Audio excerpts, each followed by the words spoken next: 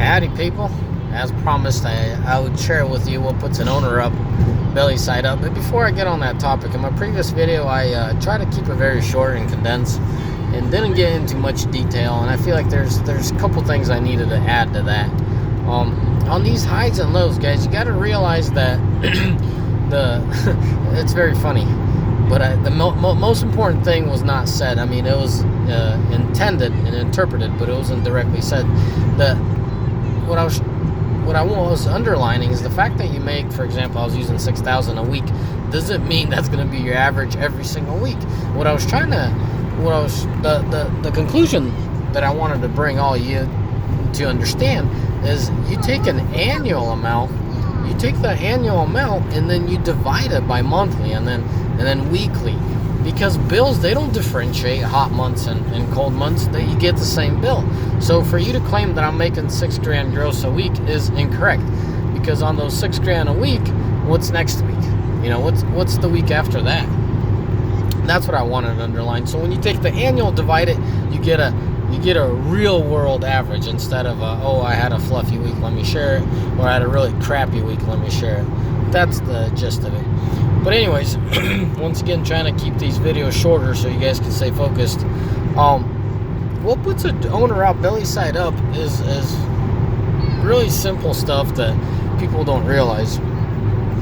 First and foremost, you got to keep your setup properly. And what I mean by that is you got to keep your truck and trailer in the right setup. So what I'm trying to apply here is you don't want a 2,500 truck pulling a 40-foot tandem dually. There's nothing wrong. You can pull it, you know, do the whole 9 yards, the little upgrades, airbags and all, but it's not right. That's not a well set up truck.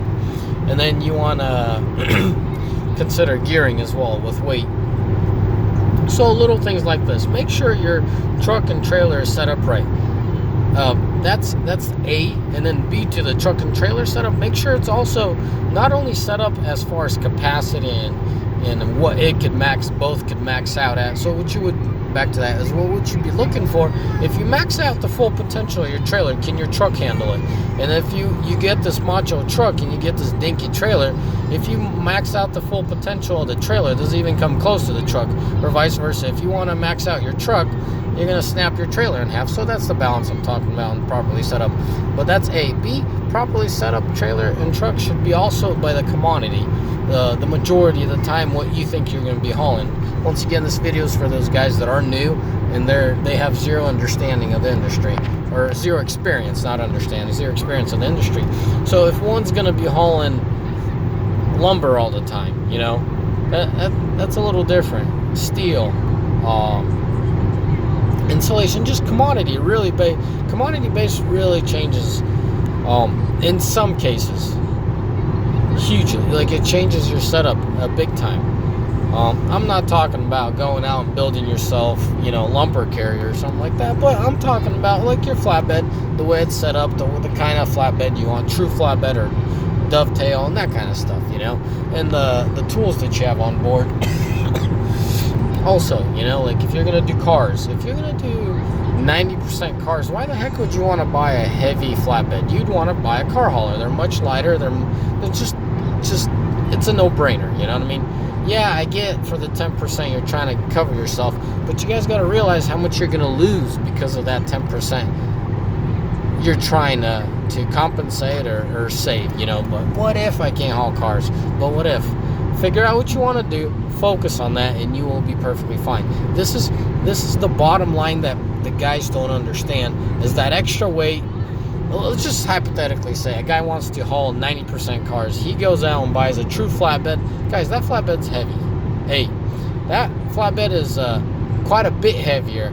So not only can he, let's just say it's a non-CDL operation, you know, not only is he limiting himself to the weight that he could haul, he's also hauling full-time this extra weight. And believe me, it's a huge issue, especially on the car hauling. I mean, with these little dinky trucks, your volatility is so high because of your so narrow market. Like, your market's narrowed. So, like, for example, let's talk numbers. You know, like a 3500 crew cab Ram long box. You know, they're about 8,000, 8.5 fully equipped. Okay, And a gooseneck is 6,000 fully equipped. You know, an average gooseneck somewhere in the 30 footers. So for simple math, you got 8.5 and 6. Well, what do you have there? What do you have there, guys? You got 14.5, right? So you got 8.5 and 6. So yeah, that's 14.5. Well, if you cap out at 26,000, what are you left? 14.5? Not 14.6, 14.5, and that's 11.5 if I'm doing my math right. Now, a guy that comes in, let me finish the fact that a 30, like mid 30 footer, you know, you could haul 2 cars. That's how much room you have for 2 cars. Now, if you go out and buy a proper car hauler, okay, a proper car hauler is probably going to bring in 4,500 pounds of weight. So 2 car hauler, proper, just specifically intended for cars. Well, shoot, you got 4,500 and 6,000. You know, like what are you left with? 1,500 pounds, guys. That's a huge difference for a little pickup. Not only to haul around that I've mentioned, but also now, you know, excuse me, you know, for a 2-car hauler, being left with 11.5 isn't that narrow. You know, it's pretty fat. You could easily fit 2 SUVs and stuff like that. But let's just say now 1,500 pounds, you know, now you could haul an extra something. You know, you could always haul extra something. And even if you can't haul that extra something, you're losing. You're gaining so much because you're lighter. All of a sudden, you're braking, accelerating faster, less wear and tear. Guys, you're going to say, Paul, quit nitpicking. But it's the truth. This is the bottom line that guys don't understand. This is the bottom line that can eat you alive. So that 1,500 pounds that technically in reality doesn't play a huge difference, because if you got a 2-car hauler, you know, and you're left with 11.5, that's quite a bit of weight that you could put on there. Well, what if you could 11.5 is quite a bit, but let's just say 1,500 pounds puts you at 1,300 now, right? You're able to do 1,300 pounds. Well, 1,300 pounds, bro, you could pretty much haul 2 full-size pickups. Not quite, but pretty close. Full-size pickups, average car hauler does not want to haul. So you're at an advantage all of a sudden. Okay, so these 1,500 pounds make a big difference. So back to the initial thing. Like if you were to start with the flatbed, you'd be limited. But all of a sudden with these extra 1,500 pounds, you're not only saving, but you're also making more. Do you understand that? So those little keys is what's going to make it or break it for you with the right setup. Now, don't go into something wishfully. Look around, see what your industry is good, or your area. Something I didn't mention in the last video, location. Location is very important, guys. By the way, I got my whole family with me, and everyone was quiet for a while. I figured I'd make a video, so if you hear little ones whining in the back, you know that my wife's taking care of them. Anyway, so if you got what I was gonna say, if you got a flatbed, now you're limited. You know, with the car hauler, you got extra weight, but also your location. Something I started talking about, never finished. Your location, where are you at? You know, like if I wanted to do car hauling in my location, I might as well call it quits now. It's just not strong. The market isn't strong out here. Can I do it? Yes. Am I gonna make my bills happen? I don't even know. So that, you know, if you're in like South California, I mean, even Carolina, involuntarily I said Carolina, but Carolina's, you know, the East Coast, like the southern states, you can make it happen with cars. You know, up here we do a lot of steel, and that's how I'm set up, and I love hauling steel. I love hauling equipment. There's not that much equipment out here, but enough to keep Paul happy. Like I like hauling equipment. You know, if you haul equipment majority of the times, your trailer is going to be different than the guy hauling steel most of the time. So there you have it. Your setup is very important. Also, the bottom line is important, and these little things that make a drastic difference. But